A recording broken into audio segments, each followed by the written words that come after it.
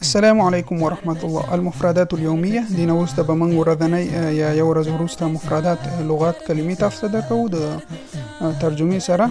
نو هیله کوم تاسو نه چې په تصویر کې داسې صحیح راځي او که تاسو نه دغسې تصویر نه ویډیو جوړه کړو تاسو ته ترجمه کوو. نو هیله کوم کومنټ کې ووایئ. المکسرات وچه میوه فستق پستې ته ویل کېږي. فستق پسته.